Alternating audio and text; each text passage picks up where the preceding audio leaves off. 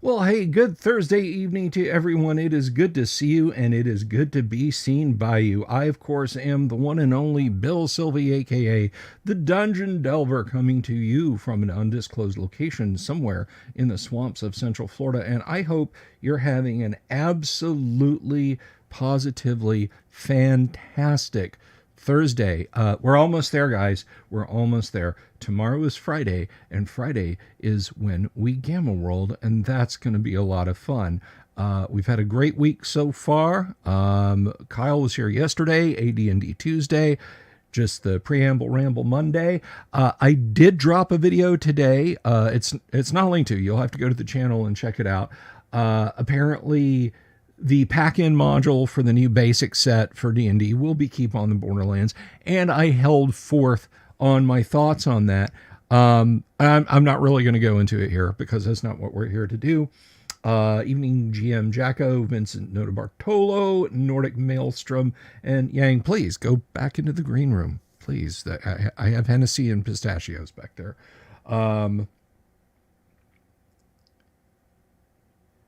Jimmy says this is the third stream in a row where you're met by an ad asking, do you need a bra?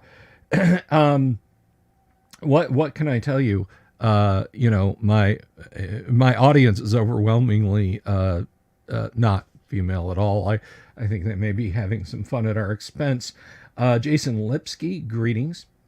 And did I already say? Yes, I already said hello to Nordic. So anyway, welcome everybody to the Delver's Dungeon. If you're watching for the first time, if the currents of YouTube have pushed you this way and you have not already done so, please click the subscribe button and make sure the bell icon is clicked for notifications so that you get all the information not only about my live stream but upcoming interstitial videos and other fun things we like to do around here. And if you want to support the channel in a material way, you can buy me a coffee. You can support us on Patreon for as little as $1 or as little as $2 over on YouTube if you so desire.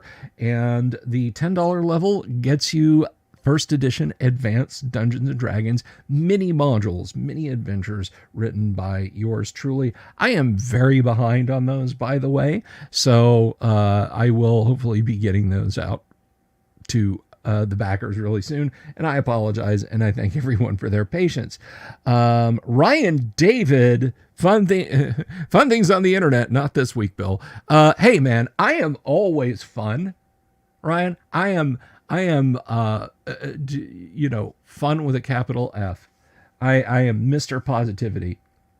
But anyway, so welcome everyone. Welcome to City Delver's Dungeon. It's safer here. So let me tell you a little bit about our guest tonight. Now you probably know this guy because we regularly, once a month, we do just a chill little stream with Dungeon Minister called the Nerd Council of Doom. Where do you find it? We're a road show, man. All right, this is like Led Zeppelin bootlegs or something. This is you just got to know where to show up to get these. But generally speaking, we go my channel, Dungeon Minister's channel, and Yang's channel. So our September Nerd Council of Doom will be on Yang's channel. And of course, you have seen him in the Friday Night Gamma World games for a good stretch. So I'm excited to have this guy on. He is a comics guy. He is a creator. He's a writer. He's an artist. And he's an all-around swell dude. So let me welcome him in, everybody. Please put your hands together for the one and the only Yang Yan Zhao. Yang, how you doing, buddy? Good evening. Oh, wait, that's a different show. That's a different show. You can use that. You can use that. I don't mind. So, you are quite the multimedia force majeure in the internet creative circles, and it's not just TTRPG stuff.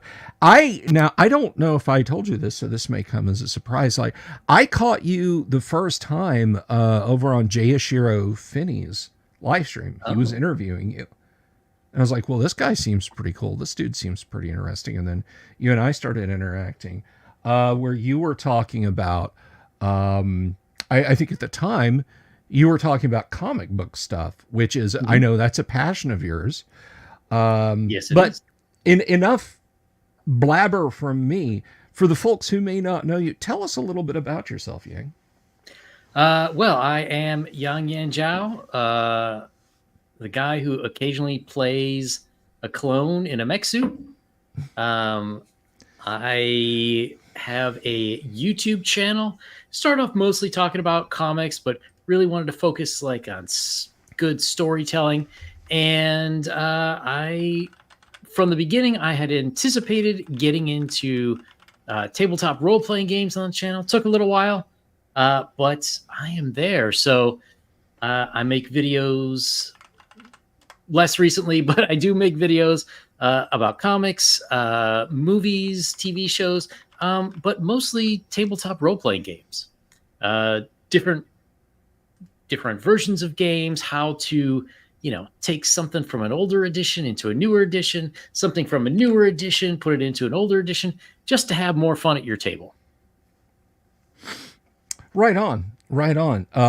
But hey, I will say this, folks. First of all, I linked to Yang's channel there. That will be down in the description. So, if this blips out, don't worry about it, guys. I got you covered. You will be able to click in the description below. But you are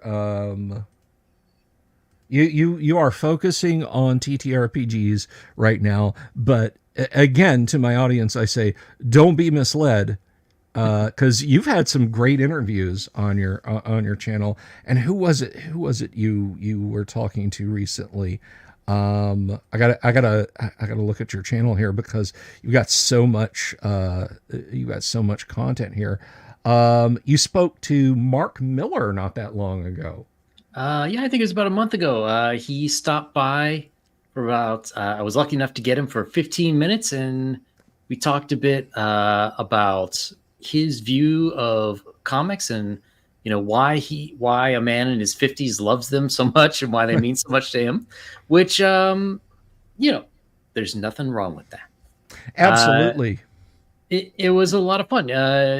Especially someone who has attained that level of success, where FU money seems like not that much to him anymore. He's executive in Hollywood. Virtually everyone in the comic industry loves the guy, so it was a real treat to have him on. That's great, man, and it's such a fun little interview. But I do want to clarify things, because we tend to lean into the RPG stuff around here. We are not talking about Mark Miller of GDW fame, although he deserves his own.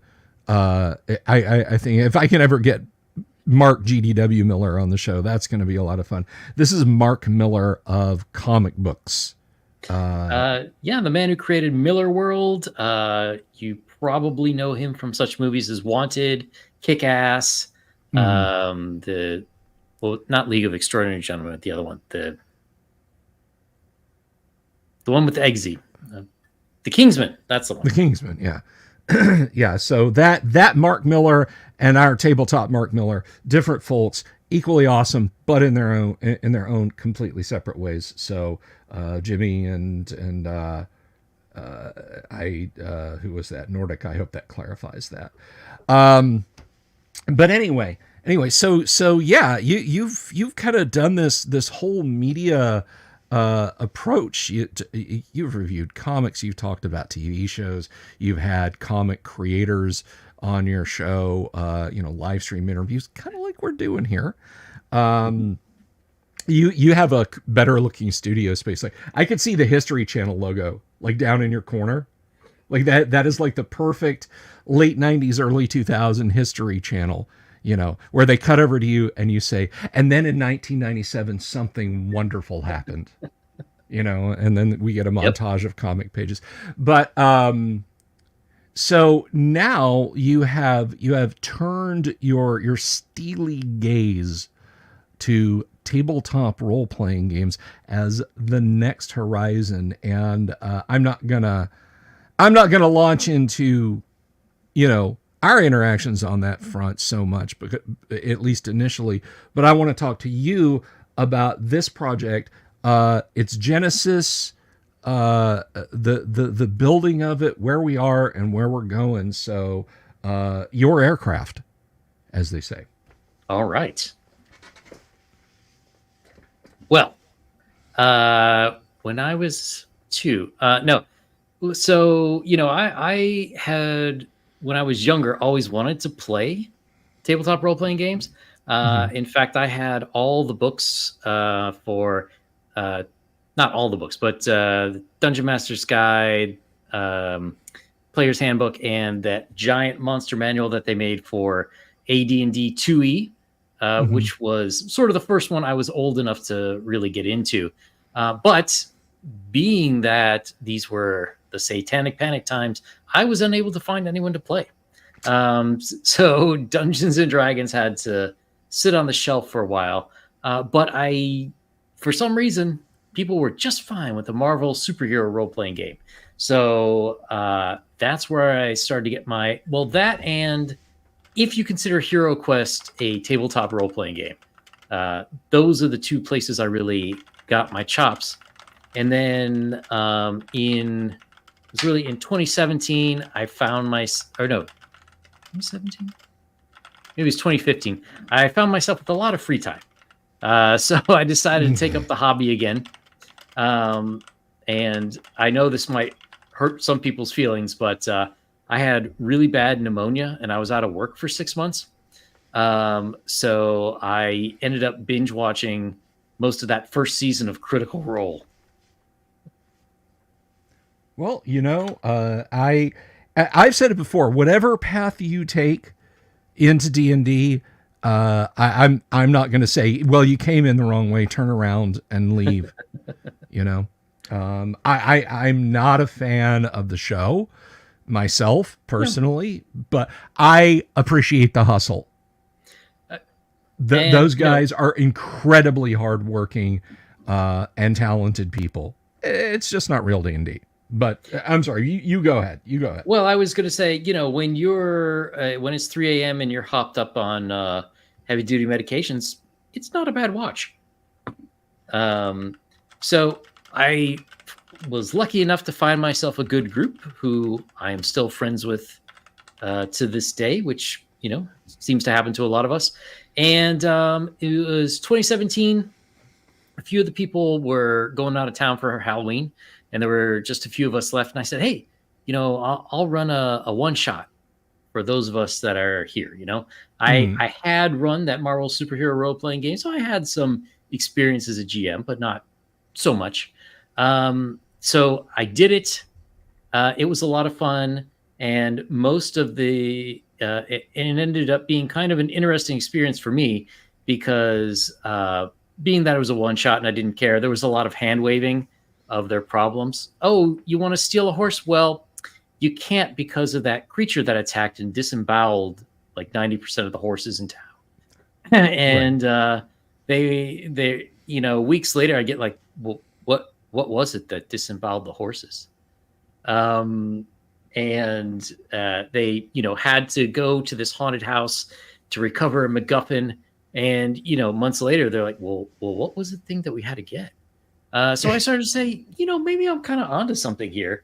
And I ended up just sort of like making up backstory to just like, in a Discord server, oh, this is why, And then I started to think, well, maybe this is kind of a cool world. So I started building it out. And since I had been playing D&D 5e for a while at this point, I said, okay, what kind of stuff do I really want to see in the game? Now, there's this argument, which I think holds true, that you got guys like Gary and Jim Ward and all them. Their primary influences were more of like pulps, as well as Tolkien, Mhm. whereas a lot of more modern designers, they seem to be a bit more influenced by like Harry Potter and Marvel movies. And I think that there's a lot to that. For me, I'm old enough to like the pulps. So like what I want in a game is I want exotic settings, I want mystery, I want all sorts of crazy supernatural things that stick out. You know, there aren't sorcerers all over the place, but when you meet one, you better watch out. Right. So about 2019, I really started in earnest to put this together, and I had no idea it would take me 5 years to release.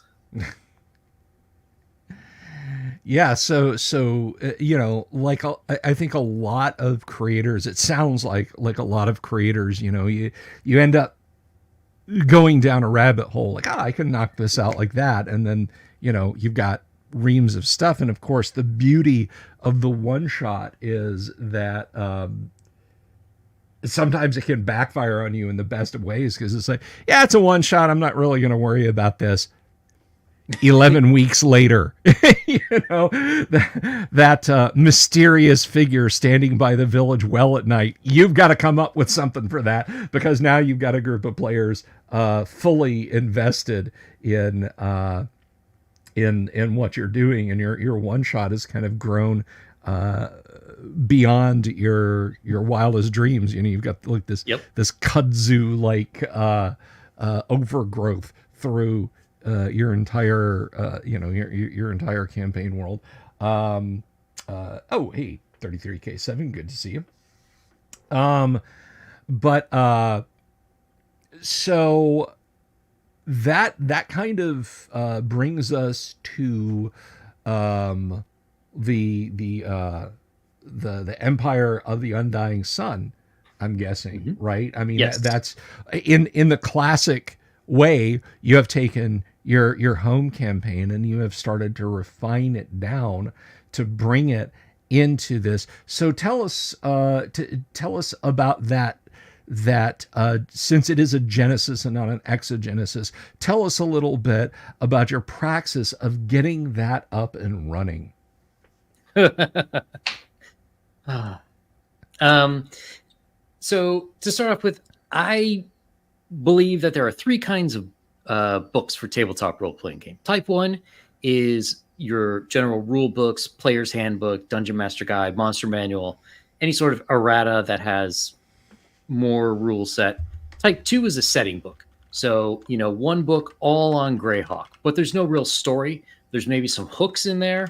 You have a lot of factions, something that the DM can go in and make themselves. And type three has basically a storyline. So for me, I consider this book type three, but it can be used as a type two. And what I mean is this. Using a calendaring system, there are certain events that will happen on certain dates, and they could involve your players or they could not, but they will happen and they will affect the world as a whole, which then goes to affect your players. So I like to use an analogy of like, let's say you're playing a World War II tabletop role playing game, Mm-hmm. and maybe you're with the French Resistance, and you're running missions. You got to kill like a German major, or you're trying to rescue a Jewish scientist or something like that. Once D-Day rolls around, your world will be affected. So that either like, holy crap, there's a lot more soldiers around than there were, or like, hey, there's no soldiers there. It's real easy to get this guy out. Right. Um, so that's what happens in this world. Um, so overall, it's a horror campaign covering a bunch of different kinds. It's mostly cosmic horror, um, where there are forces far beyond your comprehension who have set things in motion. Um, Thousands of years ago, the world was invaded by something from beyond the stars, from the black void. But the gods managed to fight it off, and they gave up a good portion of their power to cordon off parts of the world, almost like a honeycomb, where their theory was if this barrier should fall in one place, at least the whole world won't be taken over. Well, there are things that some want to destroy it and some are trying to save it, and your characters are going to get caught up in that. We start off in what is ostensibly a low magic world, where even though everybody's very superstitious, like you start off in kind of the Pacific Northwest of this world, where there's rumors to be all sorts of creatures in the woods and in the swamps, and you'll find mysteries relating to that. And also there's a political dynamic where you have a god who's maybe trying to get the elves to start an uprising against the nation that they're in. We will, before too long, find ourselves with a zombie invasion that may or may not destroy the town that you're in. Go over to some swashbuckling adventures, which feels like a breath of fresh air until you find out you didn't leave all that behind. Something is following you. Or you end up in the Empire of the Undying Sun, which is sort of a cross between Egyptian and Mayan aesthetics, and they are really into their human sacrifice. Their god, the Black Ram, demands blood. And from there, you'll go explore deserts and jungle looking for ruined cities, where eventually you end up in the mythical Black Pyramid, where your party will have to make a decision. Do you keep the barriers up or do you bring them down? And all the way, there are gods who are trying to influence your players to what their will is. Different gods have different desires on this topic. Well, I find that fascinating. You know, the topic of one-to-one time in tabletop role-playing games has gotten a lot of traction lately, and certainly we're not gonna go down that avenue tonight. But I like the idea that there is this sense of things are happening, whether your characters are sitting in the tavern looking moody in dark corners, or whether they're going out for a high adventure.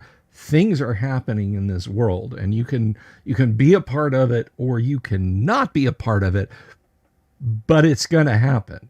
You know, this was always going to happen, unless obviously something, the characters. I presume, now I don't want to presume too much, but I presume in your campaign that there are certain actions that the characters could undertake to significantly alter that timeline at the DM's discretion. Yes.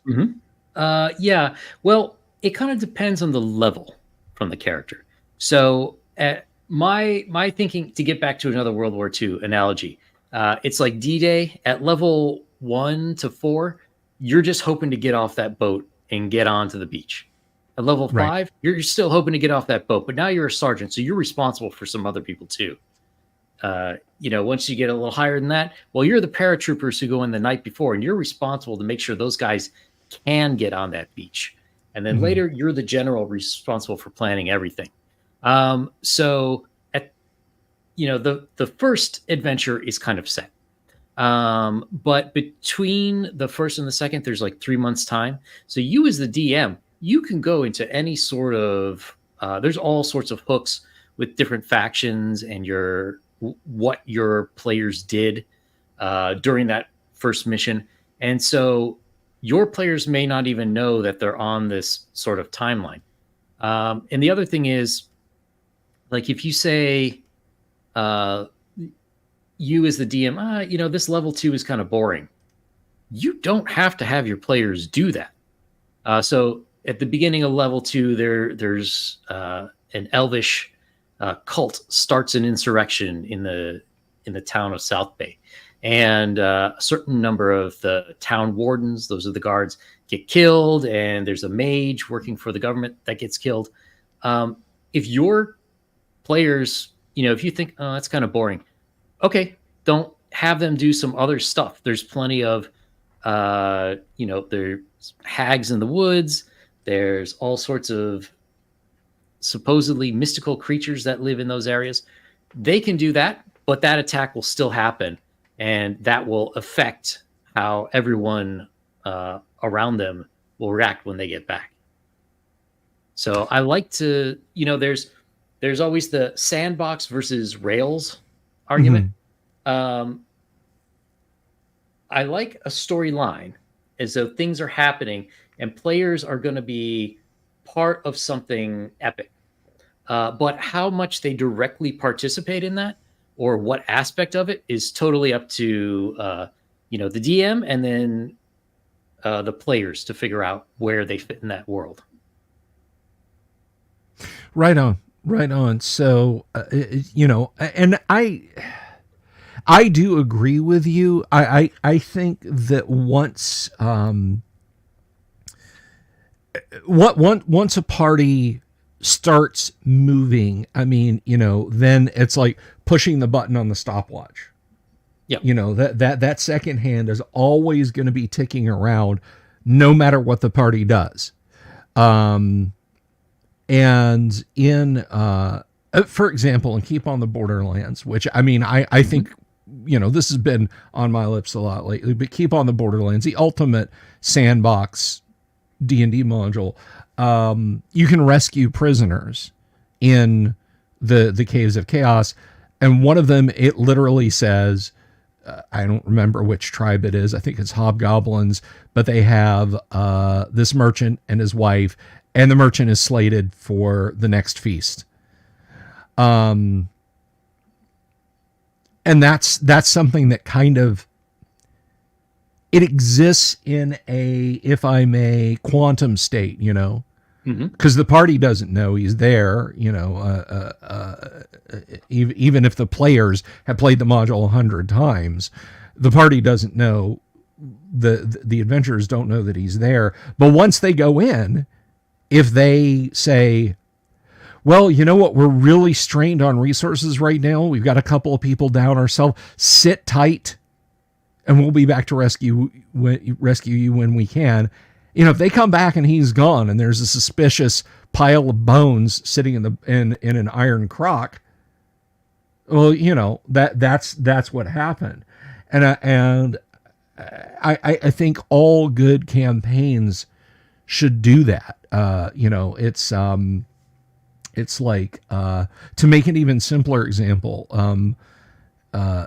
monsters in Doom don't do anything until you move into their line of sight, what the game calculates as their line of sight. And once they see you, they'll start going through their attack patterns. But once you do that, they won't stop. The game doesn't say, oh, he ducked around the corner. No, they will start trying to path to you. And to bring this back to Empire of the Undying Sun, that sounds like what we're seeing here is once things kick off in game, things are moving. Yep. Regardless of what the players do, things are moving. And I think 33K7 probably summed up my ramble there well with your actions have consequences. Yes. And as the DM, it's your responsibility to figure that out. So there is a sort of like player rep feature of the game. Okay. I don't like having, like, oh, you need to get a faction rep of 600 with the elves. No, I hate that. But by your actions, people will know how to treat you. There's at the end of the first mission, there's a little girl who's been kidnapped, and if you save her, all the people in the town are going to be like, "Oh, this is the dude who saved the girl. That's awesome." So they get more friendly to you, and it matters later on because later in the game we add, we go from like you're by yourself to you get to occasionally control a few NPCs. to you get hirelings to we're into full wargaming by the time you hit level 10, and you're Right. raising armies and telling them what to do. So based on how you acted, in level 1 and level 2, if your players just, if you have, there's a character, Commander Craig, he runs the town guard for South Bay. If you blow him off, those people very well may not follow you at the end of the game. You may not be able to raise an army if you're not careful with who you choose to associate with, who you do favors for. And there's going to be times when, there's going to be 2 or 3 different parties, and you got to pick one to work with, because you can't work with them all. So there are consequences that change a lot of the game. And the consequences are somewhat small in the first few levels, but by the time you're, level 5 and up, it really starts to make a big difference in how the world reacts to you, and the things that people will help you with or allow you to have access to. Right on. So it's, if I may be so bold, it sounds like you've in your crafting of this thing, you have to plug another buzzword in that has gotten a lot of traction lately. This kind of sets the players up to run this campaign almost as a Brownstein kind of game. Was that your intent? Did you look into that, or did you just kind of say, "Hey, I this am is not a sure concept"? what a Brownstein game is. What is a Brownstein game? So David Wesley was one of the earlier founders of this idea of having a living wargaming campaign, and you would have generals who would gain generals and heroes who would gain fiefdoms and that sort of thing, and you would have players writing up, today my army did this, and they might hand that into a judge, and the judge might come back and say, hey Yang, you just got invaded on your northern border, and it was Bill.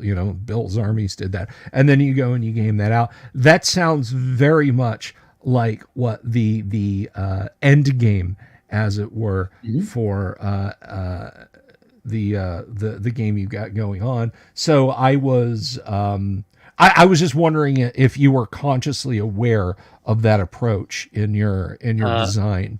Well, I had not heard of that term specifically, but one of the games that I always wanted to play but never got to was the old Conan game that was play by mail. They always advertised in the back of Savage Sword of Conan, where you're Conan or another character or something, and you're going through Hyperborea, and you can become like king of the country or a general and start attacking other countries. So I wanted something like that. Another thing is, we live in a fantastic time where we have a plethora of tabletop role-playing games, even in the Dungeons and Dragons set. Basic, shout out to Dungeon Minister out there. 1E, 2E was quite good. 3.5, you start to get 3 and 3.5, you start to get very different play, where it's crunchier and you need more points in this or in that. 4 we won't talk about, and then you have 5. So for me, since I had decided, okay, well, 5e is the current one. It's got the largest player base at the moment. So what are the specific features, of 5e? And one of the, I could say, complaints or critiques of the system is that there is the power creep is enormous compared to older versions. And only going from level 1 to 20, your characters are pretty much gods by the time you hit 20.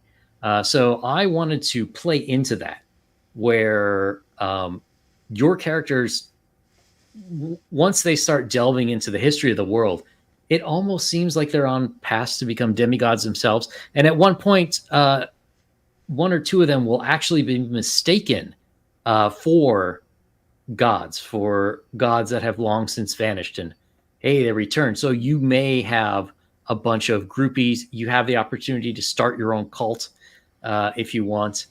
So to get back to the wargaming question, it was intentional to have it that way because I wanted it to be that, in order to be like a, even if you think of like the Odyssey and the Iliad, you have Greek heroes who are commanding armies. So I wanted it to be like your characters potentially, assuming you do it right, could become like that level where they're heroes, they have adoring fans, and people will fight for you, which is why there's also a morale system for the military, and a lot of the military stuff is based on chainmail. So no need to completely reinvent the wheel, but and that could very much affect you. There's a zombie invasion at level 5 in South Bay, and eventually your players have to go back there to either open up this barrier more, or to fix it. And how they get back is largely dependent on their rep with people. Can they build an army? Did they get enough gold so that they can hire mercenaries? Did the people they helped along the way, will they fight for you? If you made friends with the pirates, well, now you have a navy to get you back over there. If you there's in the Empire of the Undying Sun, there's war between the Drow and the kings there. So if you convince one or the other, like, hey, we'll help you win your war, you come help us fight, then you'll have an army to help you to take on the undead. And if you don't, then you're going to have to SEAL Team 6 it and figure out ways to sneak all the way through there. And so the way I've designed it is that not everyone is so into wargaming. So if the players don't want to directly control, okay, I want to send this army there and I want to send that there, they can just say like, yeah, we'll have like one of our generals take over for it.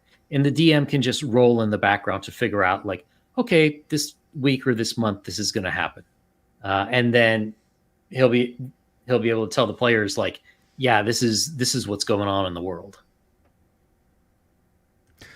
Well, that is really, really, really textured, and I mean, there's so many opportunities that you create for the players in this, and I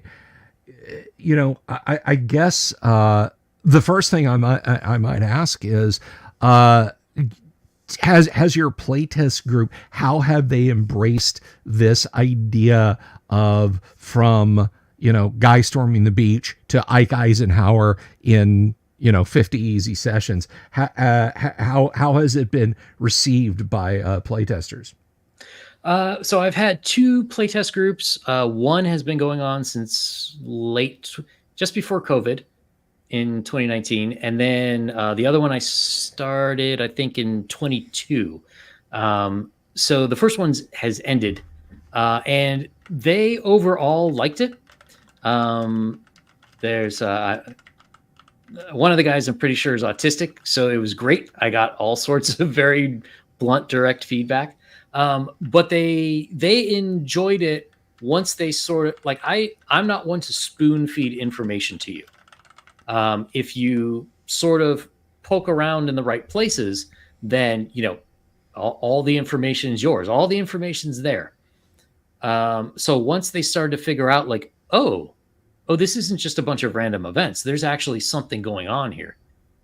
Then they started to get really into it. And they enjoyed the idea of getting an army. Now, they had decided they were playing an evil campaign, which I was just fine with. So they were aligned with the god who demanded blood sacrifices. And they basically took over the Empire of the Undying Sun by the time it was done, and used their military to help them get back. And take down the barriers so the Black Ram and creatures from the abyss could come back into the world. Wow. That is did you see that coming? Did they say, hey, this is what our long game is going to be, or did it just all kind of come together as they played? No, well, it was really funny because I had 6 people and 3 people were playing they thought that god sounded really interesting, so they all wanted to start connected to that god. And the other 3, they just wanted to be normal heroic characters. So I just said, like, all right, I'm going to let them figure it out. So there was a while where, the guys who were good are like, wait, are they evil?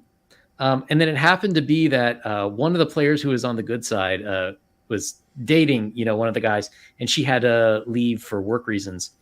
So once it was like 2 good and 3 bad, the ones who were good were like, screw it, we're evil now. So they did a heel turn, I believe they call that. It was a lot of fun. Well, that sounds absolutely absolutely fantastic. So I guess going from the other end, if a game master and players want to approach this from a strictly sword and sorcery, no high-minded hack here, they just want to go dungeon to dungeon winning treasure and that sort of thing, and let the meta plot unfold as it does. I mean, now I'm gonna spoil a little bit of our discussion later, guys. Having written a few of the adventures myself, I wrote those with that approach in mind. Yang did not give me marching orders like, this has to fit this grand narrative. You can't just have, this encounter in the city, this encounter in the swamp, this encounter in this forest. No, I wrote those adventures with, the sword and sorcery look in mind. But is that something in the overall, I mean, once that timer starts running, if the dungeon master wants to do everything that you have laid out, is it, I guess for lack of a better term, safe for the players to stick to the Fofford and Gray Mouser approach of, the world will take care of itself. We're out here just, ale and whores, fortune and glory. Sure. I mean, you could just play it that way, but like again, a good analogy would be Lord of the Rings, where you have Frodo and the Fellowship. They're making their way down. There's all sorts of other things that are going on in Middle Earth at that time. Where you want to place yourself in that world is fine. If your band is like, Sauron, Mordor's kind of far. Rather not. Okay, you could have them try to invade Moria. You could have them doing something with Dane's group. You could have them sailing down to Umbar, going east to Rune. You could have them doing anything. But what's going on with the Fellowship of the Ring and the war with between Gondor and Sauron and Saruman and the Rohirrim, like that's going to affect the world and what you can do. It's either going to make it a lot more dangerous, or maybe all of a sudden you have opportunities to plunder these tombs that were previously guarded. So a DM could really take it and use it any way they want. I actually give some DM advice in there and say, like, hey, this is your game. If some of this stuff doesn't, tickle your fancy, go ahead and do something else, but treat this as some other group is going to do it. If your group says, hey, we really like this capital city of the Empire of the Undying Sun, we don't want to take this thing into the furthest desert to find a mythical black pyramid. Okay, somebody else will, and their results are, either going to bring a lot more war your way, or maybe they'll bring a lot more fortune your way. Excellent. So, I mean, something like this. I mean, the overall concept, high-minded hack, if I may, has the potential in certain circumstances to be, look, I'm not going to win any extra viewers. I get that by saying this, but like, I think the worst, most fettered railroady mess is the Dragonlance modules. I mean, Dragonlance basically is like, you're getting on this train. It's starting in DL1. It's ending in DL17. You're not getting off. You're not getting off. You're going to watch the scenery go by, and that's how it's going to be.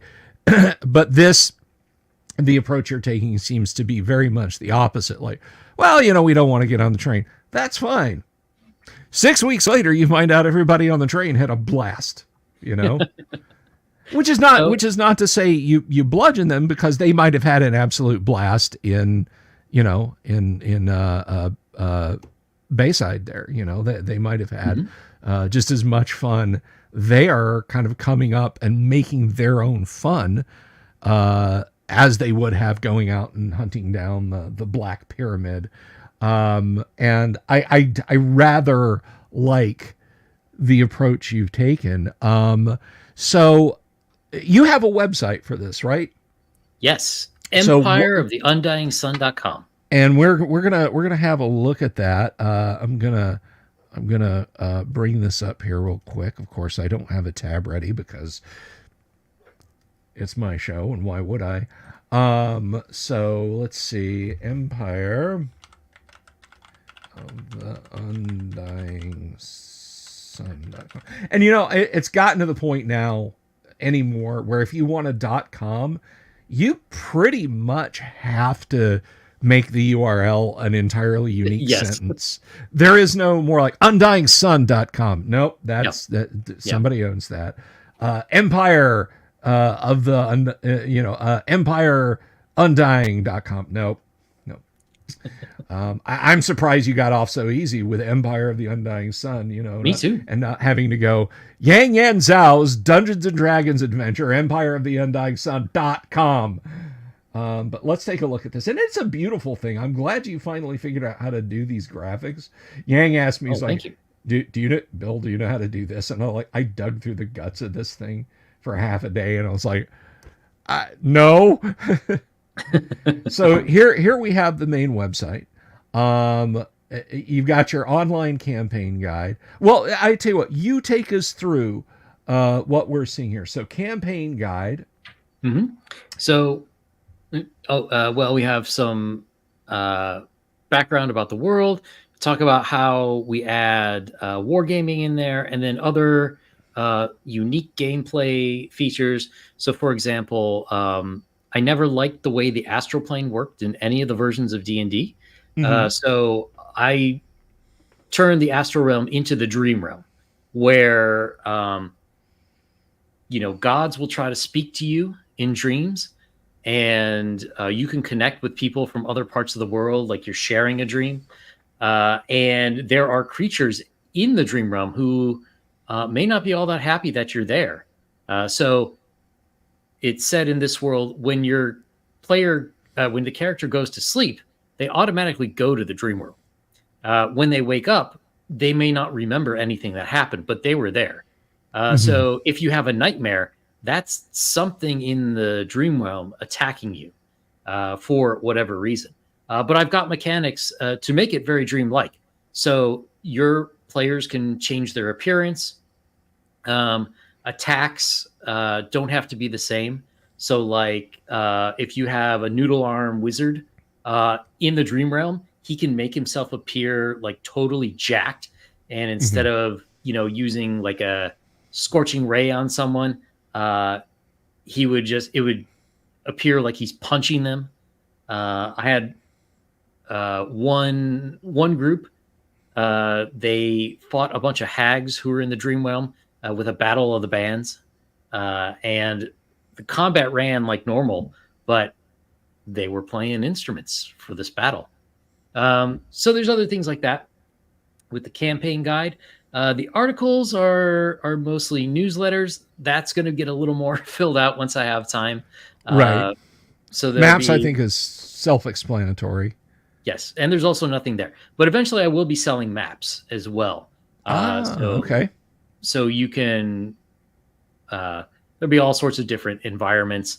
Adventure supplements are modules, which I'm going to write some, but you, my friend, have written 3 already. I knocked out a few. Yeah, I fit a few into the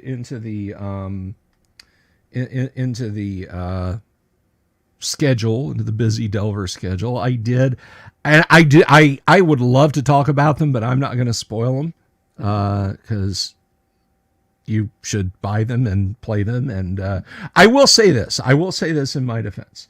I very much wrote them. My design document, other than Yang nudging me to fit things into his world, as always, my design document was the AD&D Dungeon Master's Guide. Mm-hmm. That was it. So if you guys are wondering, at least 3 of these modules are very AD&D compatible.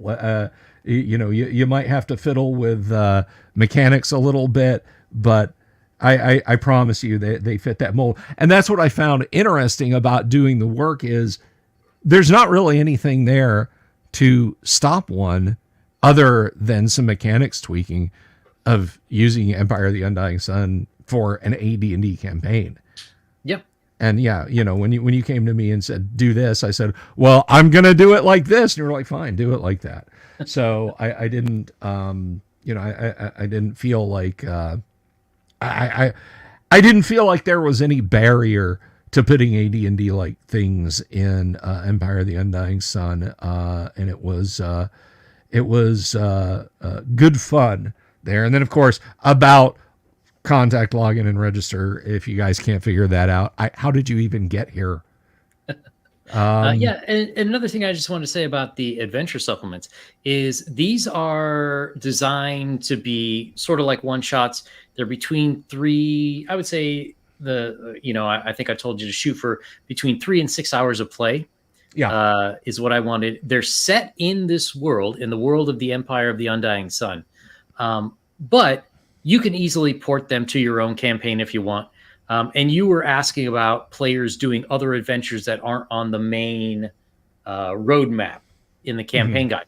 Well, this is one way you can. You could just take one of these modules, plop it in when there's time between scheduled events, and they can be off on all sorts of other adventures. Yeah. Oh, yeah, definitely. And I mean, that was the beauty of having that design freedom when working on this. And I don't want to turn this just into the Mutual Yang and Bill Appreciation Society, surely.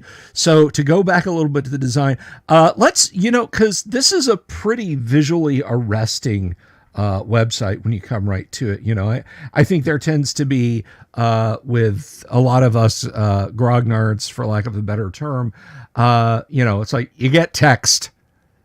Maybe we'll filch a Frazetta or a Vallejo image for our website, but you mostly get text. But tell us about the art for Empire of the Undying Sun for a minute. Yeah. Well, if you wouldn't mind sharing my screen there. Of course. Here, let's go over to that. For me, one of the greatest things about especially the older editions of D&D is that the art was just phenomenal and it takes you into the world, and that's what I want for this.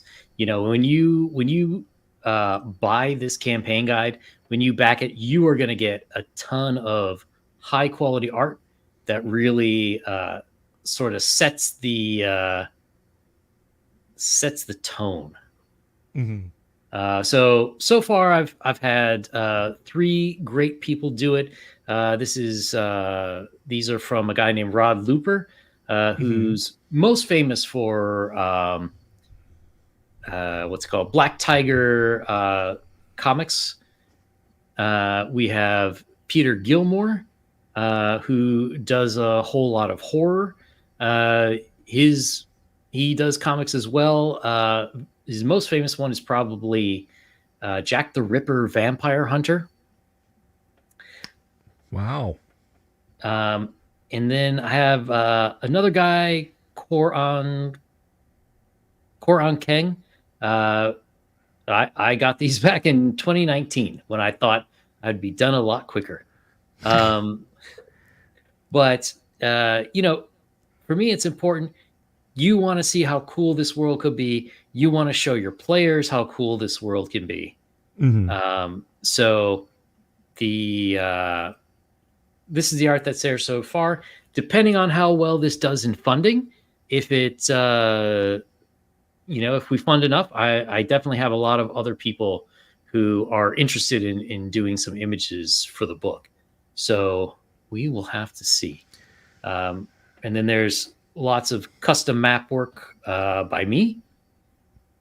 So there are going to be a ton of maps for this book. I like maps. I think they're a lot of fun. And that's, you know, it's my book. That's what I want. Right. Well, I mean, so far the art is gorgeous. I'm getting so many notes of like classic pulp fantasy and horror. You know, that there. I'm picking up, and I hope you appreciate how much of a compliment this is. I'm picking up a definite Bernie Wrightson vibe out of a lot of that art. And you know, that is like, guys, if you don't know who Bernie Wrightson is, Google it. Take a couple minutes, just listen and Google it. Trust me, you'll go, oh, Bernie Wrightson, and this art definitely evokes that. I do want to address 33K7's question real quick. Is there a map of the world? You mentioned mapping, Yang, and I know you've done a lot of mapping, but is there a map of the world yet? There is one that I've been using in my game, but I don't think it's quite where it needs to be to go to print with it. So I need to do one more pass before I put it in there.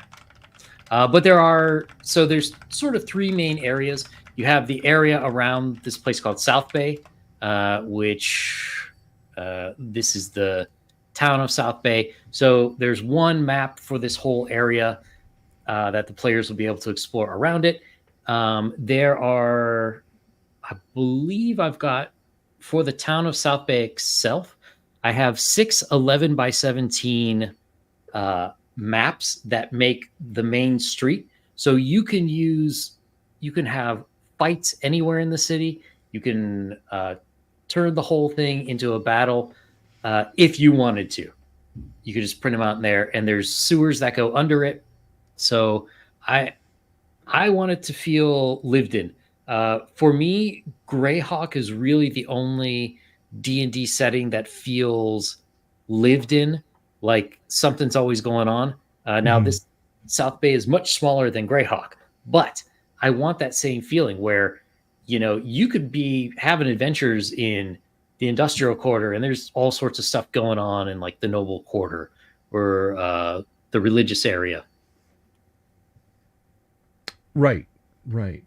And you know, I think you hit on something, and I'm going to show my Greyhawk bias here. Anyway, I guess you guys can't see that in the tiny little thumbnails of Yang, and I'm wearing my I Heart Greyhawk shirt on right now. But you know, I feel like you're right. There's always something going on in Greyhawk, but whereas for me, the Forgotten Realms is there was always something going on, but you missed it.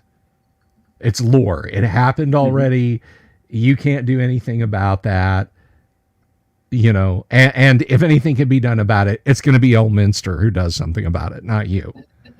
You know, not you. You're just there to walk through the theme park that is the Forgotten Realms, and you know, anything you do in Dragonlance has to appear on the ride. You know, it has to appear on the ride. You can't really go out color outside the lines. And I know a good dungeon master can do whatever they want with a campaign world as presented, you know. And having worked in this city, in that I wrote a module, I didn't like come from Yang's imagination, but having written a module in this city, my initial fear was, hey, if I put this here, is there going to be a ripple effect out from that? And the more studying your approach, the less I cared, the less I worried, you know, because it's supposed to. It's supposed to. It's not supposed to be this vacuum sealed adventure where it's like the party goes in, they have their adventure, and then they come back out, and anything that might have happened while they were going in there doesn't affect 5 feet outside the building. It just, you know, you spawn back outside the building, and that's a completely different map. So, well, one thing I had in mind when I was designing this city specifically is that there's always something going on. It's like if you ever saw the movie Tombstone, where Wyatt Earp arrives in town and the mayor's like, "We're on the move. We have the latest fashions from France and ice cream." That's kind of like this town. It's up and coming. So there's like all of a sudden there's foreigners coming in, which are strange. You've got criminal syndicates that are here. You have an explorers guild, which they're really like they want to hunt big and mysterious game. All these people are converging here, so there's a lot of gears that are maybe grinding against each other. So you know, not only do you not have to worry about you know, in your module that it would somehow derail the setting. There's so much going on that people may forget about it by the next week because something else big would have happened. Exactly. And that was, you know, the initial idea of you're working in my campaign world versus, you know, when I make my little modules, they're fairly self-contained. There's no world shaking events going on around the ones that I do for patrons and the ones that I have done in the past, you know, just the freebies. And even the stuff that I did for like, the Lost Crypt for Frog God and, my half of Elemental Moon were kind of taken in a vacuum. But this stuff here, even though it's not in a vacuum, again, you're not wrecking anything by doing this. I do want to answer a question because I'm not sure if the text came across properly there. Actually, that wasn't the question, but that's a good one. Do you allow people to write in your world? Is it open up for third-party dev, or do you plan to do that? That's a far better question than the one I was going to address. Well, yes, effectively. So, how to put this? You know, due to copyright laws and whatnot, I have to be kind of strict about not allowing too much. But you know, I had Bill write some adventures. There's some other people I would like to ask to write adventures as time goes on. I have some for myself. You could certainly write your own, you know, fanfic adventures. And you know, if you say like, oh, well, I wrote this one and it fits in the timeline here, you know, go ahead and do that. If it's like a monetary thing where you're making money off of it, that might be a little different. But if you're like, hey, I wrote this cool adventure in this setting, then yeah, go for it. Why not? Oh, there you go. And the question that I was going to answer, I shouldn't have said it's not a good question, but I just think that of the two, that was the better question. But he said, so some of the modules I've written are canon in this world. Yes, very much so. In fact, when I sat down and started throwing ideas at Yang for what I was going to do, because he's like, you know, I want this, this, and this. And I said, okay, well, here's my ideas, blah, blah, blah. Yang was very awesome in that he said, okay, here's how we're going to merge this into this, you know? Rather than say, no, you have to write ideas that fit into my world, he said, let me take your ideas and make them fit into my world. And it worked really well, which goes back to the flexibility of your approach. Because again, you know, my design document over here, AD&D. So I rather enjoyed that. Well, I Being would able just to do like that. to, sorry, I would just like to clarify one thing. So the modules that Bill wrote, they are canon if you choose to use them. Right. So you don't have to buy extra modules to use it from the campaign guide. These are extra. These are supplemental. You know, you got a couple guys out for a week. You don't really want to put a lot of effort into it. Download a module. Boom, you're ready to go. And like I mentioned earlier, there intentionally is time between each events, like between the chapter 1 and chapter 2, I think there's 3 months. Between 2 and 3, I think there's 2 months. 3 and 4 is like another 2 months or something like that. So there's a lot of time for your characters to be doing things. When I ran the test groups, I was only interested in the guide. So I was like, okay, what are you doing for 3 months? Cool. Okay, we're on to the next thing. But you as the DM, you know, if your players are really enjoying it, then, you know, fill that time any way you like. Sure. So And you could pick which of those canon modules you want to actually use in your campaign. Exactly. And this is not like, well, this module is UD1, this module is UD2, this module is UD3. They're linked, and when you overcome UD3, it kicks off this stuff. These are the actual definition of module. You can plug it in or you can not plug it in.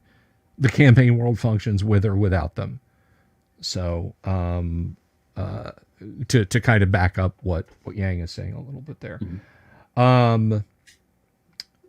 So when Captain, my Captain, will people be able to get their hands on this? What is the timeline? Are you doing like a crowdfunding approach? You just bearing the beast of burden yourself? What's going on? September 27. I am planning to launch this on Kickstarter. There's already a what do you call it? Save the space coming soon page. You know, if you go there and you sign up, you'll get you'll be on the list for when it comes up.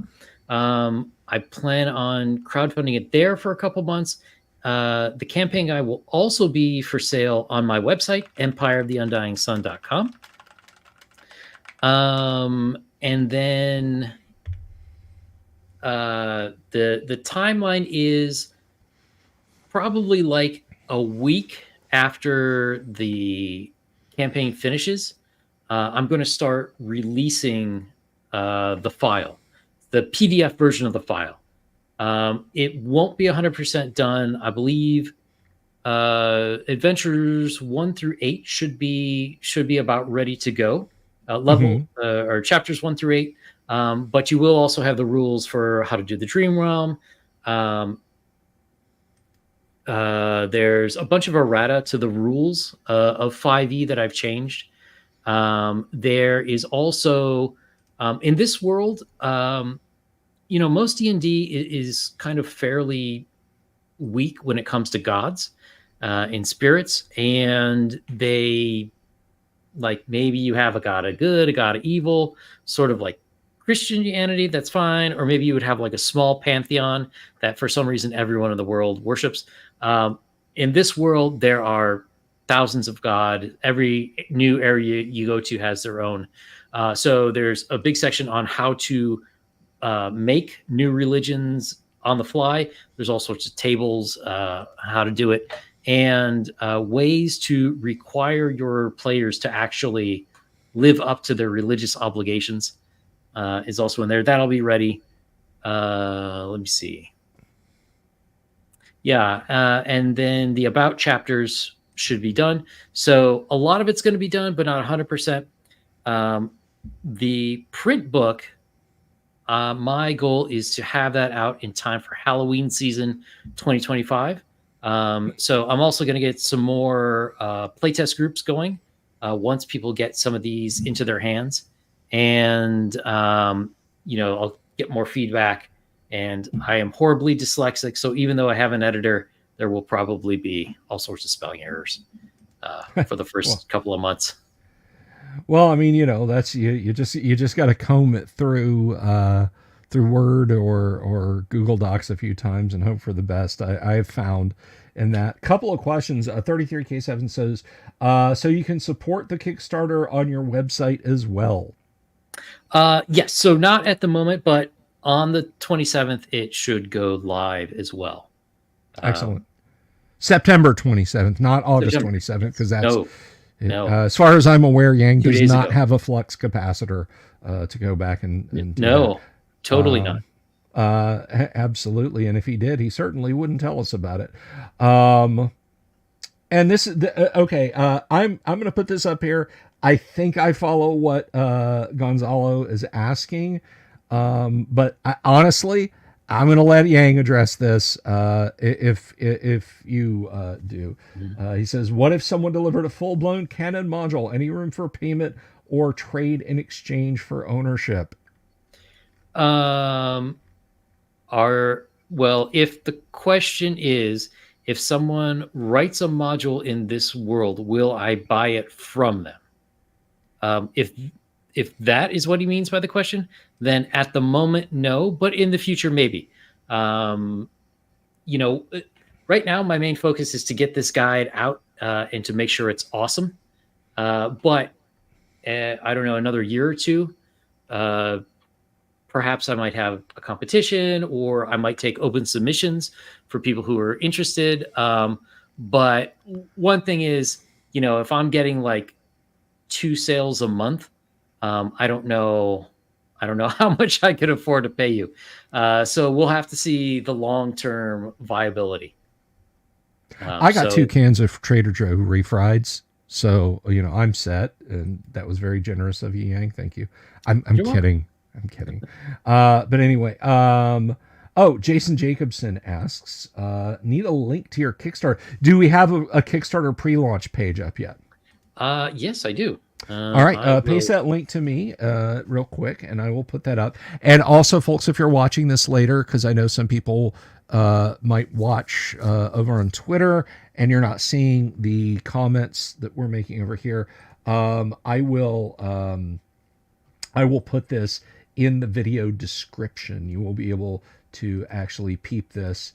Let's see, copy, and I'm gonna put this here.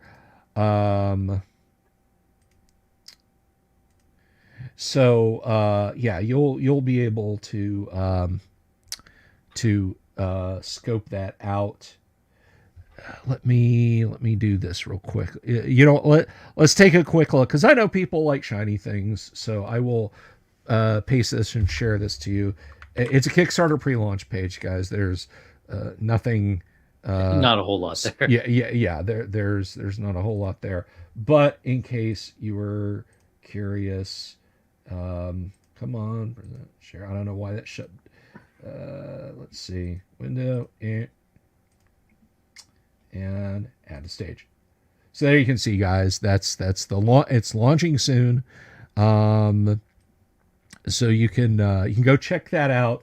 The link again is up on the screen, and you can scope out the.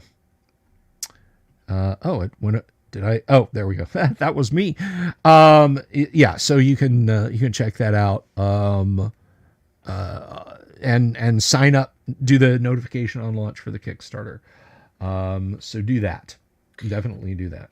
Yeah. And so if you follow, you can go to empiretheundyingsun.com and register, and you will automatically be on the newsletter.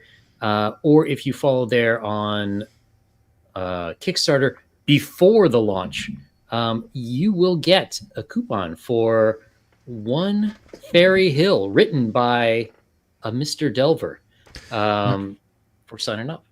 That is correct. And I think fans of my work may be a little surprised at my approach to this module. It's a little different, in a good way. I rather think people like it. So next question, Mr. Yan Zhao. conventions. Have you decided, are you going to hit, because you're in the Midwest, there's no excuse for you not to hit like 4 of the big TTRPG conventions. I Yang. know. Well, the funny thing is, I was really planning on going to Claricon this year. And Uh-huh. then it was like, oh crap, that's right in the middle of when I'm trying to fund this thing. I don't think I can get away for 3 or 4 days. Yeah. So next year, in 25, yeah, I might hit up EggCon. It's funny, the hotel that they picked is already sold out. So I'll have to figure that out.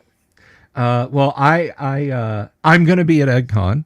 The Heidi and Eric were kind enough to invite me up there, so we may run into each other at EggCon, and wouldn't that be a lot of fun? So that would be really cool. And let me warn you, Yang, I'm a snorer. Just letting you know. But well, speaking of events, do we want to talk to people about 2026 yet, or? Sure.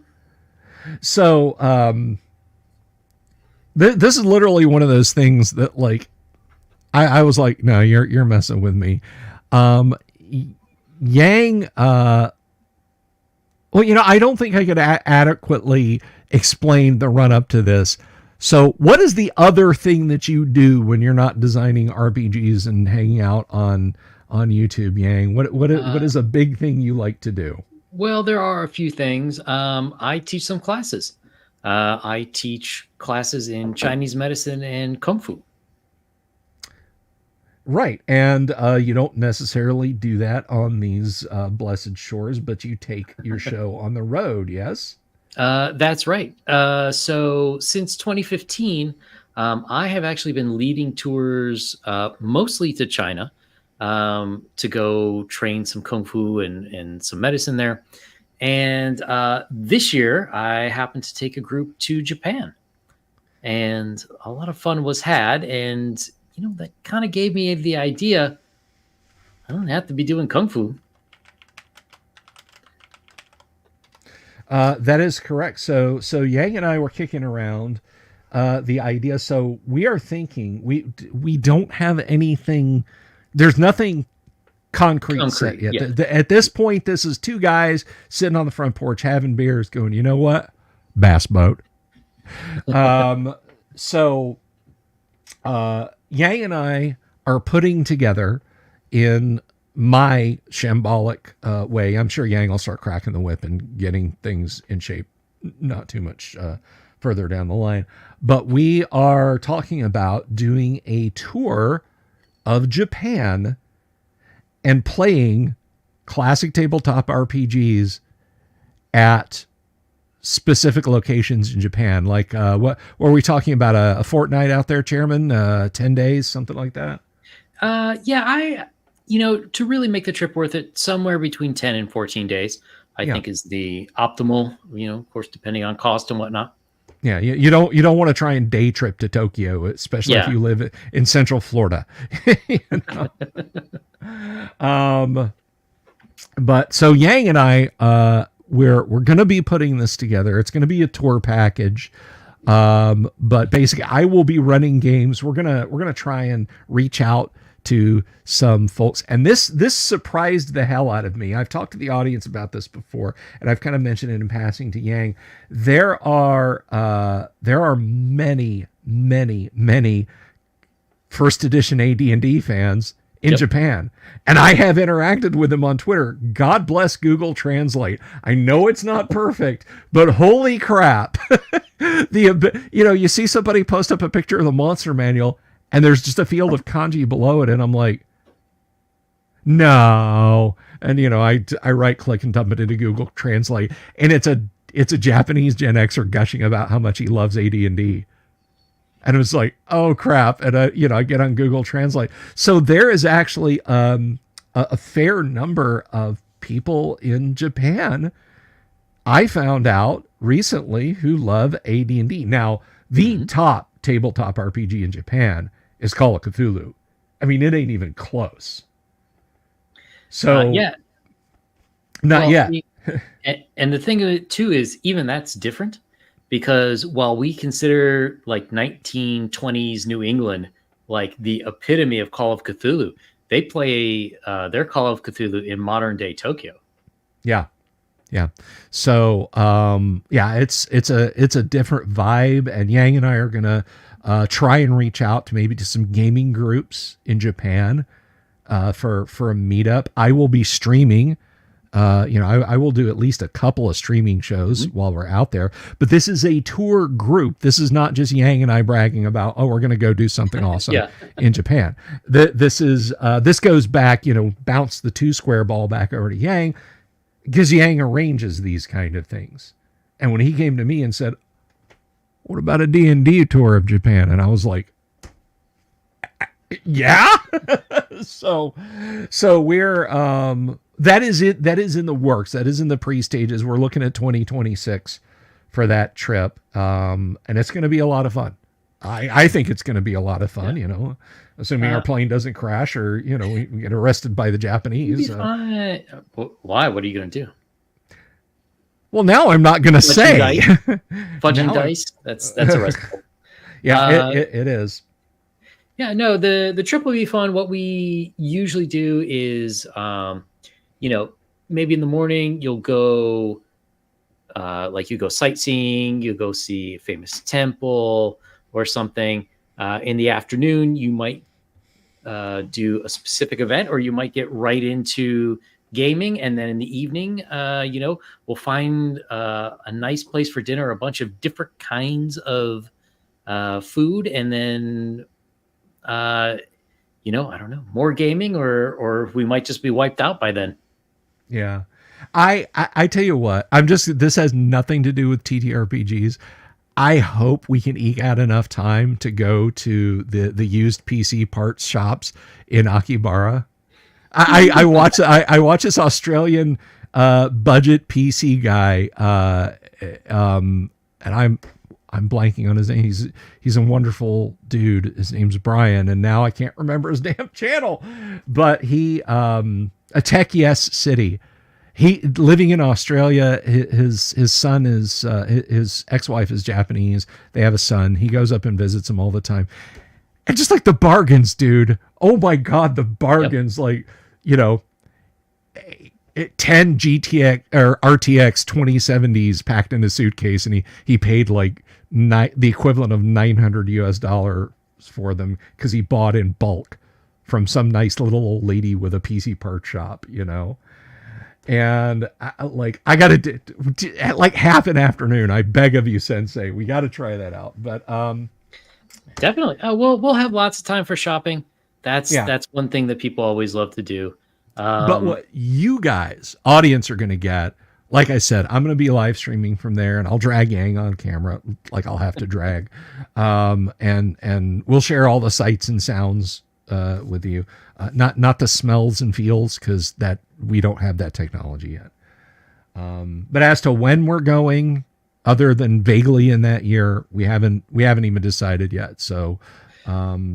Yeah, we have to work out a few things logistically, and figure out sort of different times of the year are more popular. If we go cherry blossoms, it'll be a great time, but usually it's more expensive. So we have to sort of get that all figured out. But it'll be a lot of fun, and usually the cost is pretty comparable to a normal tour package, which is just you go there, you get a hotel, and maybe you get a couple bus tours of the city or something.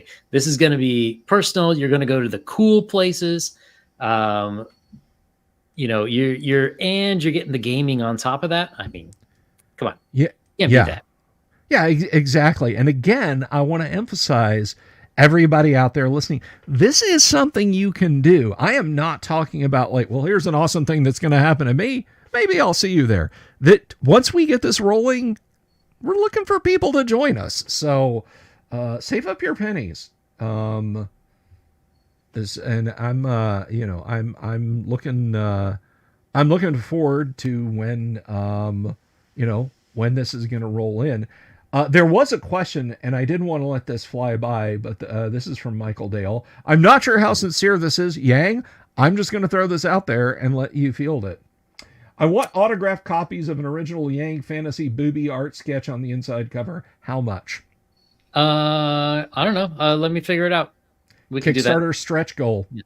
Which, that is something I want to point out about Empire of the Undying Sun.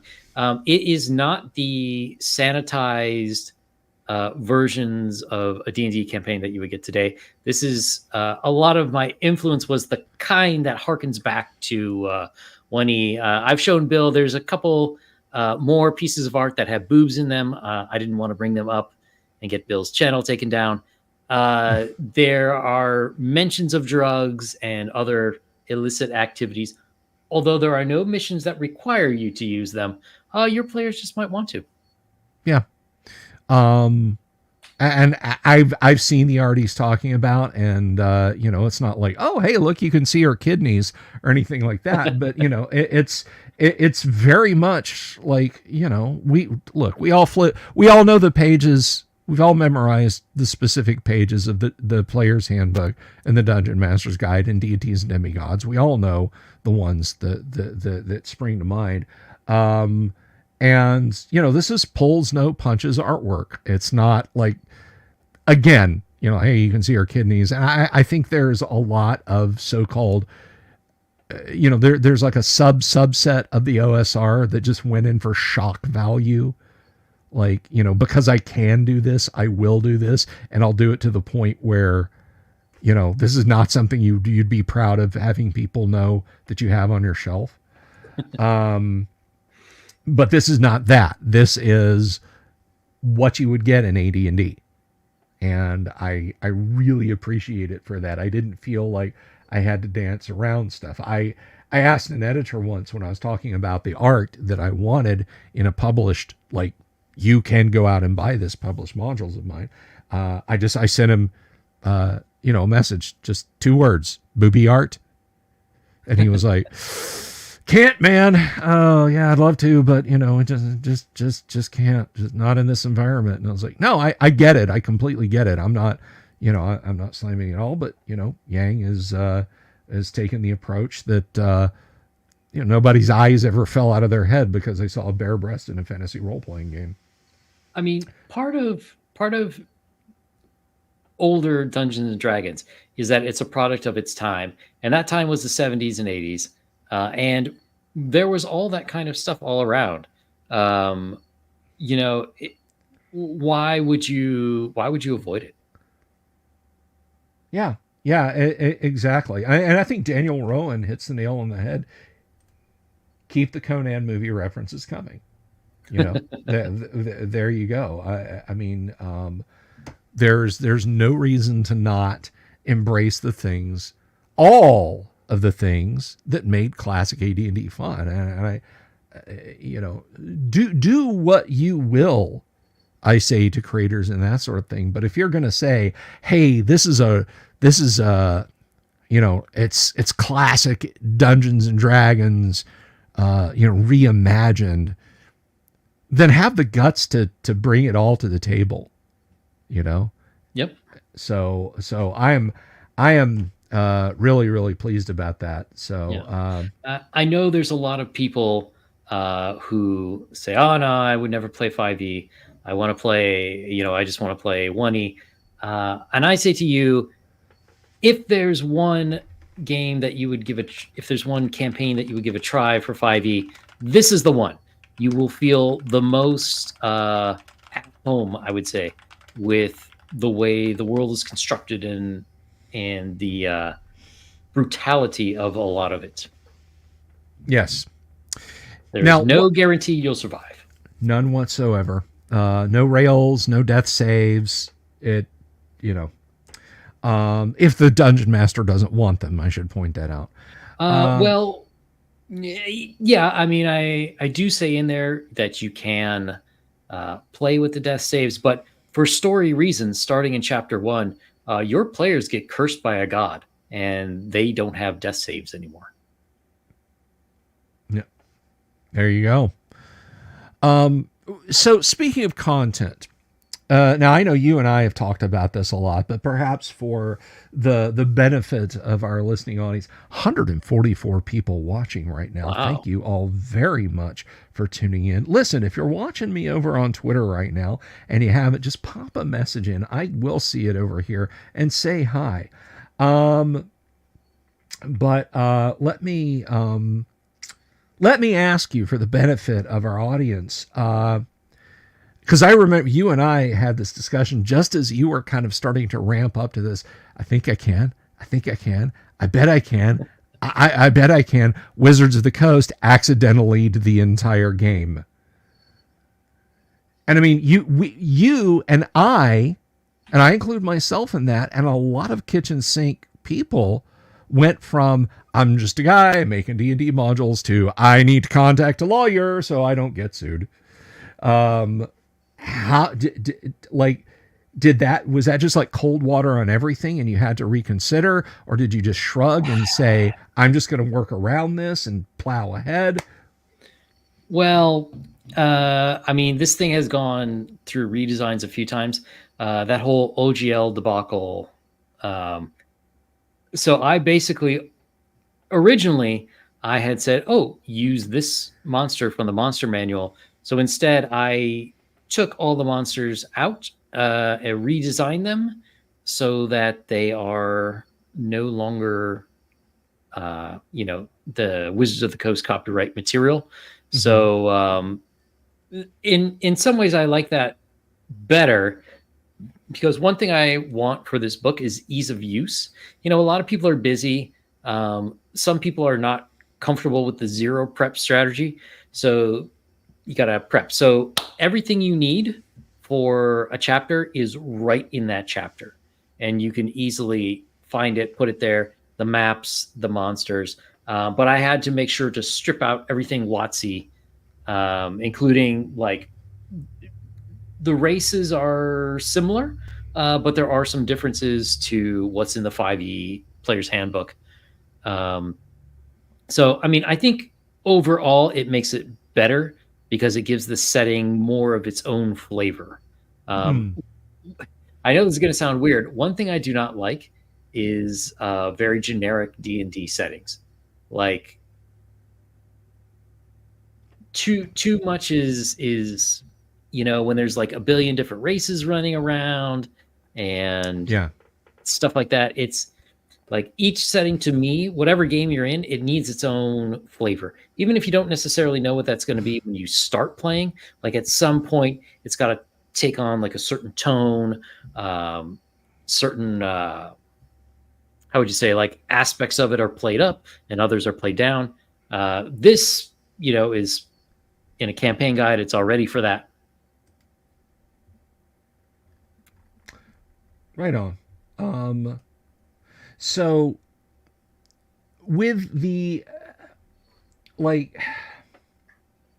you're not tremendously wed to mechanics with this, or maybe you are. So I mean, with a shift to or the announcement of the shift to 6e, what what was your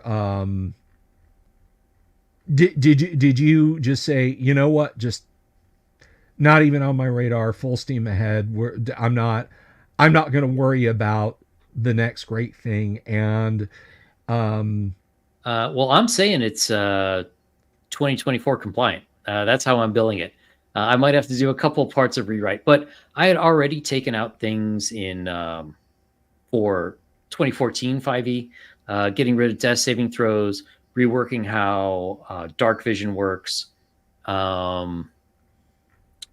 changing to certain like grappling and restraint rules. So there's a bunch of things that I've already done. Getting rid of feats. There's no feats because I have a custom skill tree system in here. So I think that's probably how I'm going to work it for the 2024 one. I mean, they announced like 75 different feats. Like, man, if you've got 75 feats, then you've lost the plot. Your classes are just totally screwed. So to me, I mean, like, in some ways that makes it even better for 2024 because like here's a way to not make it suck. But it seems like I haven't seen the new player's handbook or the new DMG yet, so I can't 100% say specifically how I'm going to do it. But I think most of it, most of the rules in the 2024 update are similar enough to 2014 that you should be able to play it no problem. But before it's released, I think it comes out on September 17 or something like that. So I'll get a copy and go through it and make sure that I make any updated notes to something that may need to be changed anyways. For example, there are actually races. Right. It's not just T-shirt of them. It's not just T-shirt of the week. And that goes back. I saw this, and this was an actual piece of art for the new D&D, and it's a group of smiling adventurers standing around a table, alternately sitting and standing around a table. Every single one of them was a pastel color. Every single one of them had horns and pointy ears. Yep. Well, what is D&D just pastel horned creatures that act exactly like modern leftist humans from the West Coast? Is that what D&D has become? Because to my eyes, it looks like it has. And anything, including Undying Sun, that's pulling away from that and giving us, grubby halflings and hammer swinging dwarves and desperate humans and aloof elves, I'm okay with. I think they just sort of lost the plot and they got confused with people who are fans of a product and people who use a product. So I think that's going to come to bite them in the rear. But the world of Empire of the Undying Sun is closer to 1E, where humans are the vast majority anywhere you go, and you have smaller populations of elves and dwarves. And while I do say specifically in there, these are the main groups of playable humanoids that there are. You can still bring in other races, but they are not going to be accepted like they were. So, for example, if you want to play a tiefling, you could be a tiefling, but people are going to think you're a demon, and a mob in the town will try to kill you. Right. So my tiefling walks into the bar, So I actually had this in some of my test groups. In the first one, 2 people wanted to be a tiefling. And I said, okay, well, your god gives you an amulet that disguises you. However, it doesn't work during dawn and dusk. And there were a couple times that they forgot to hide. And, it only takes 2 or 3 potential lynchings before they remember that they need to cover up during those times. Another guy wanted to be a minotaur. So we found a way that he turned into a minotaur, but then people were trying to eat him because they wanted to eat the flesh of a minotaur to gain its strength. So he was always having problems. In the second test group, I got a guy who wants to be a warforged. Okay. So people think he's in armor until he's not. And then people freak out and think he's a mechanical murdering robot, which he kind of is. So they treat him like that. Like for me, you want to be one of these more odd races, go for it. But the people in the world are not going to be very appreciative. Yeah. I mean, this is the piece of art that I was talking about. I found this real quick. I'm sorry. That is T-shirt of the week club. That is, look at how unique they all are together in their identical group. And honestly, I'm an adventurer. I walk into the tavern and see that. I'm just going to look at the DM and say, I didn't ask you what the dimensions of the room were. I said I cast Fireball You know, not going to leave that up Exactly. there. But Minotaurs are beef up to a point. There's a point where you have to stop cutting or it's cannibalism. Beef and sausage. Yeah, beef and sausage. So so I feel like that there's a disconnect, and you sort of hit the nail on the head when you said that, you know, there's a difference between fans of your product and people who enjoy and use your product. Yes. And you can build a business entirely on the former. Hmm. You absolutely can. But fans tend to be the ones who churn. Yeah.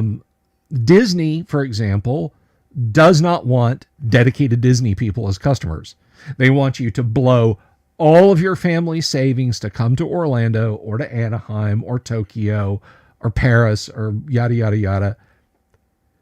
Put as much of that money into their pockets and leave. And if you never come back, they're okay with that. One time fans is absolutely okay with them. That is not a sustainable model to build a role playing game company around. Yeah. Yeah. And I mean, I think too, it's going to be a problem for them coming up. I'm sure they'll get, okay sales initially here in September, but are are the sales going to continue? Especially, the economy could be better. A lot of people, if you're into a lifestyle brand, like that's what gets cut off first. The real fans who do this as their form of entertainment, I think they'll still be around, but they'll be choosing other products or earlier products. Yeah, yeah, no, I agree with you on that front. And I think I think it's going to be products like yours, you know, things that say, yeah, no, look here it is, no, you know, no neon colored characters, no whatever the hell that picture was I just showed. If you don't want that, I think stuff like that is really, maybe not in 2025, but I would say by 2026, people are going to be heartily sick of this, and we might Yeah. see that cycle winding back. At least, I hope. I absolutely hope. So, And one of the reasons why I good. made this now is with what age would you say most people start playing D&D? Um, I mean, Like I 13ish? guess it. Yeah, I guess in their teens. Yeah. So if that was done in 2014 and you were 13, you're now 23 years old and you're probably ready for something that's a little meatier. The choices your players make will be impactful. Not everything is going to be handed to you on a silver plate. There's going to be pluses and minuses for everything from like character choice to your actions. And you have to, uh, you have to do some thinking of how you want your character to go and live with it. So that's one reason why I thought 5e would be the place to write it. You've got a lot of people who are now in a position, maybe have a little bit of disposable income, and they want something more than the Strixenhaven pretend you're in college module. Yeah, yeah, and I hope.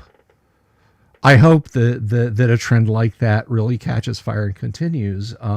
There's an old school style 5e mod out there that has gotten a huge amount of acclaim, and it gives me hope. You know, it gives me hope that people will want to go more that direction than the direction Wizards of the Coast is taking D&D. But, you know, as the lead singer said, only time will tell. So to focus back on the positive, though, I kind of want to. We've been running our mouths for damn near 2 hours now, but I do want to return at least briefly to, to Empire. So there's 3 modules. I know it. I wrote them. That are out there. What are there are you and I discuss it, but for the sake of the audience, there are more coming, correct? Oh, for sure. And so with this campaign guide, I couldn't do the whole world. That would be impossible. So one thing I'd like to do is start introducing new areas that don't necessarily take place within the geographical confines of this campaign guide.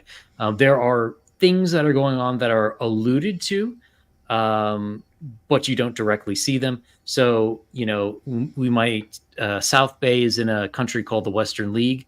It's a small, like, podunk town there. So we might see what happens in the capital. We might see what happens in the Empire of the Undying Sun before the characters would have gotten there. So, you might have like alternative places to start the campaign. There's a lot of stuff like that. And then even stuff that's always kind of bugged me about D&D is like in 5th edition, a paladin will take their oath at level 3. And it's treated like, it's Friday. Okay. But that would be a really special occasion. And to me, like, if you're going to take an oath, you have to go on a special quest for your god to prove that you are truly capable of being a paladin. And same thing if you're like a hunter and you are a ranger and you have a pet, you don't want to pick up a kitten at the pet store.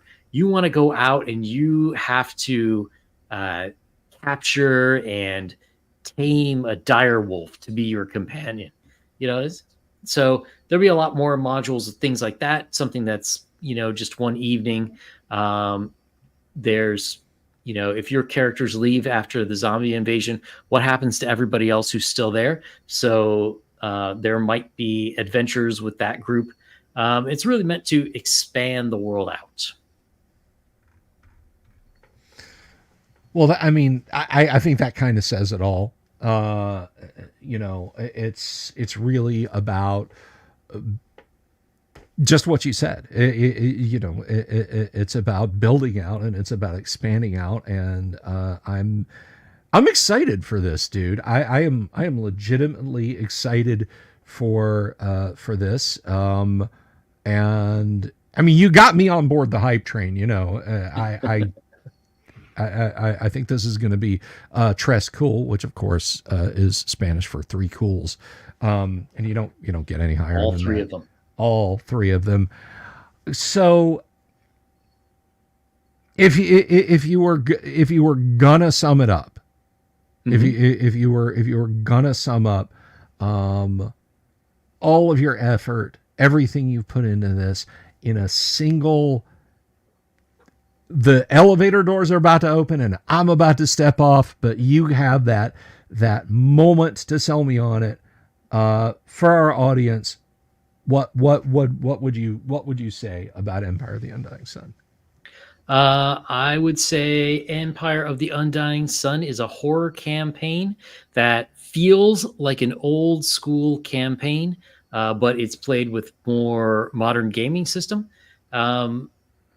It's got everything you need, and it's got a ton of variability. So if you are the DM and you choose to run this multiple times, you'll never have the same game twice. Well, that sounds absolutely amazing, man. And thank you for being here tonight to share that with us, guys. I'm going to edit the description of the video so it's got Yang's Kickstarter in it and his YouTube channel. If you guys aren't subscribed to this guy on YouTube, go do it now, because he's hosting the next Nerd Council of Doom, and he will also be here Friday. But you have got something that might take you away from some games on down the line, which you and I can discuss that. But yeah, you are here with us most Fridays to play Gamma World.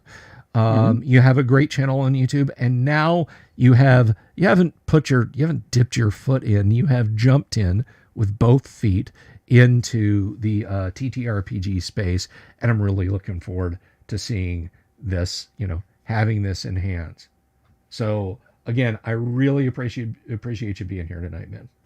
Oh, thanks for having me. It's a lot of fun. It's I'm really excited for this campaign. I've had a lot of fun with both of my test groups, and I think that people are going to have a lot of fun when they finally get their hands on it. Yeah, I absolutely do too, and I appreciate everybody being there out there in audience land tonight, whether you're watching over on Twitter, whether you're watching over here on YouTube.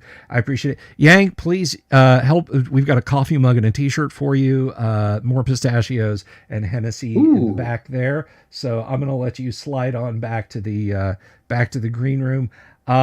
So we'll be back tomorrow night. Yang will be here too. And we're going to play some classic Gamma World. And we're gonna have a lot of fun doing it, and then we'll start this madness again on Monday. I'm not doing any streaming this weekend, guys. So once again, I appreciate everybody for being here. I'm really sorry we ran out of time for Blues Traveler. Maybe next time, guys. So sorry, we're just right up against the local news. So love you all, everybody. Be good to each other, and until next time, peace. Have you seen my owl bear?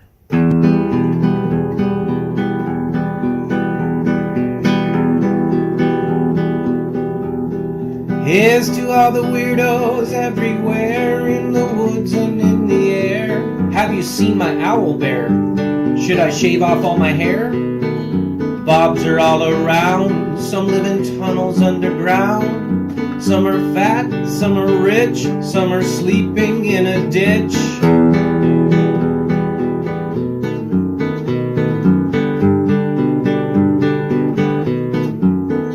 Can you ride a crooked horse without a saddle, way off course? Naked as a toad, all the way to Smoky Joe's. Have you seen the little creep driving fast in his little green Jeep? He smells like fish and brandy, but his rotten teeth look dandy. Take me to the show, I don't care if fast or slow. From action flicks to dancing dicks, just take me